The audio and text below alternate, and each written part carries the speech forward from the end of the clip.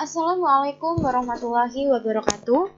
Perkenalkan, nama saya Destri Setia Fitrianti dari kelas 1A dengan nomor induk mahasiswa 2123031011043. Saya mahasiswi Prodi D3 Keperawatan Universitas Jember, Kampus Lumajang. Pada video kali ini saya akan menjelaskan tentang anatomi fisiologi sistem respirasi dan pemeriksaan fisik pada paru-paru. Baik, yang pertama, sistem respirasi ini adalah sistem yang memiliki fungsi utama untuk memperoleh oksigen dari atmosfer untuk digunakan oleh sel tubuh dan mengeluarkan karbon dioksida yang diproduksi oleh sel. Fungsi dari sistem respirasi sendiri adalah untuk mengambil oksigen yang kemudian dibawa oleh darah ke seluruh tubuh atau sel-selnya untuk mengadakan metabolisme dan juga untuk mengeluarkan karbon dioksida yang terjadi sebagai sisa dari metabolisme kemudian dibawa oleh paru-paru untuk dibuang. Struktur dari sistem respirasi sendiri adalah untuk struktur utama terdiri dari saluran pernafasan atas, lalu saluran pernafasan bawah dan juga paru. Untuk struktur pelengkap terdiri dari otot pernafasan dan pleura. Baik, pada gambar ini sudah terpampang tentang anatomi fisiologi sistem respirasi. Yang pertama ada nasal cavity yang berfungsi untuk menjaga kelembapan, suhu, dan tekanan udara. Lalu ada nostril yang berfungsi sebagai indera penciuman. Selanjutnya ada epiglottis yang berfungsi untuk menutup batang tenggorokan pada saat seseorang menelan agar makanan atau cairan tidak masuk ke dalam pernafasan. Lalu ada laring yang berfungsi untuk melindungi saluran pernafasan dari masuknya benda asing.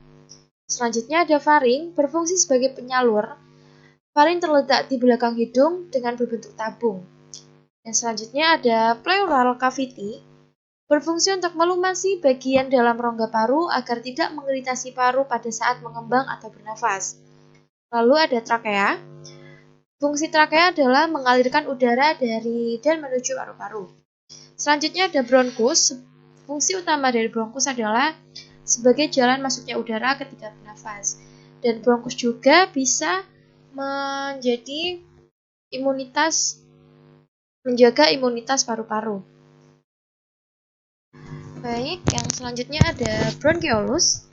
Secara fungsional, bronchioles dibagi menjadi dua bagian, yaitu bronchioles non-respiratorius, di mana tidak terdapat pertukaran gas, dan yang selanjutnya adalah bronchioles respiratorius, di mana terjadi pertukaran gas, bersama dengan ductus alveolaris dan saccus alveolaris.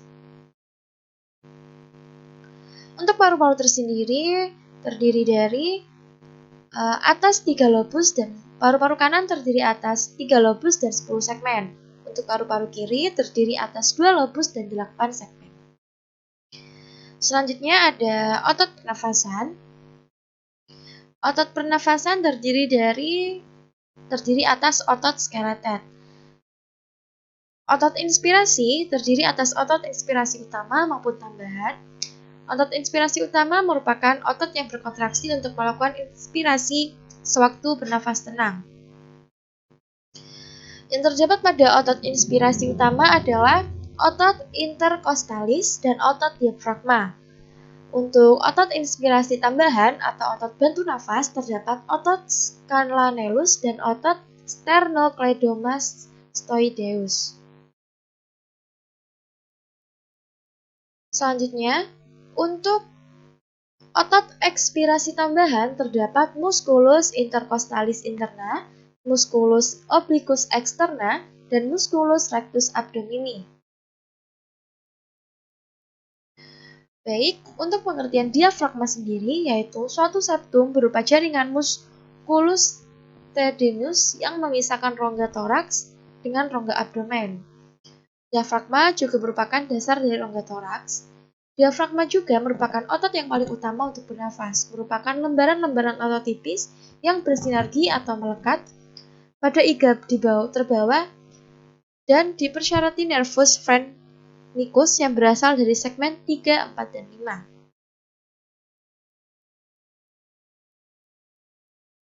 Baik, yang selanjutnya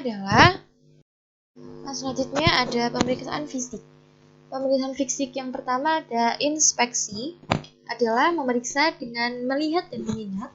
Inspeksi merupakan metode observasi yang digunakan dalam pemeriksaan fisik. Inspeksi yang merupakan langkah pertama dalam memeriksa seorang pasien atau bagian tubuh meliputi general survey dari pasien. Dan yang selanjutnya ada palpasi. Palpasi yang pertama adalah palpasi seluruh area dada atau nyeri tekan dan massa. Nyeri tekan interkosta terdapat pada daerah pleura yang mengalami inflamasi. Dan selanjutnya adalah palpasi kesimetrisan ekspansi dinding dada kiri dan dada kanan.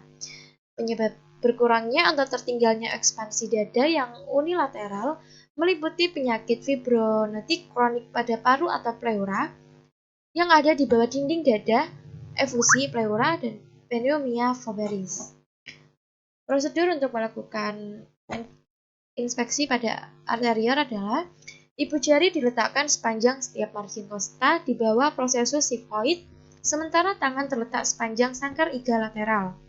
Lalu, pasien diminta bernafas lebih dalam dan pemeriksa mengamati gerakan ibu jari selama inspirasi dan ekspirasi.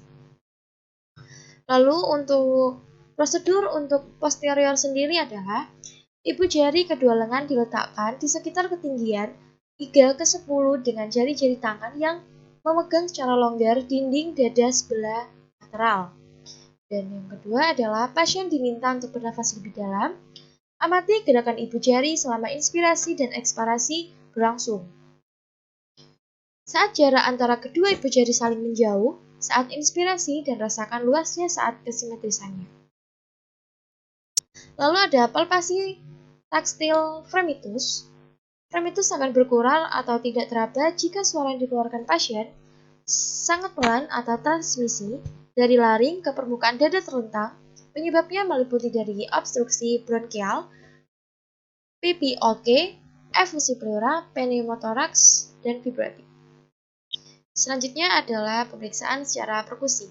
Perkusi normal pada paru adalah resonan. Hiperresonan dapat terjadi pada emfisema atau pneumotoraks. Suara dules dapat terjadi karena ada cairan atau jaringan padat di paru atau rongga pleura. Hal yang perlu diperhatikan saat melakukan perkusi adalah melakukan perkusi secara sistematis dari atas ke bawah membandingkan kanan dan kiri. Lalu, melakukan perkusi dalam daerah-daerah supraklavikula. Dan selanjutnya, meminta pasien untuk mengangkat kedua tangan dan melakukan perkusi mulai dari ketiak. Lalu, menentukan garis tepi hati. Dan yang terakhir adalah melakukan perkusi untuk mencari batas paru dan hati, lalu diberi tanda. Yang selanjutnya adalah auskultasi. Suara auskultasi normal pada paru adalah bronkial, bronkoversikuler, dan vesikuler. Berikut ini adalah tahapan-tahapan yang perlu diperhatikan saat melakukan perkusi auskultasi. Yang pertama adalah meminta pasien menarik nafas dengan pelan-pelan dengan mulut yang terbuka. Lalu, melakukan auskultasi dengan urutan yang benar. Selanjutnya adalah mendengarkan inspirasi dan ekspirasi pada tiap tempat yang diperiksa. Lalu melakukan auskultasi pada sisi samping kanan dan kiri. Melakukan auskultasi pada dinding punggung dengan urutan yang benar.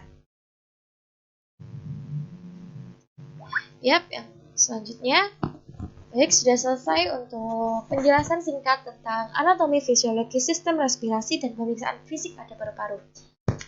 Karena materi sudah berakhir, saya akhiri sampai di sini. Apabila ada salah kata, mohon dimaafkan. Wassalamualaikum warahmatullahi wabarakatuh. Terima kasih semuanya.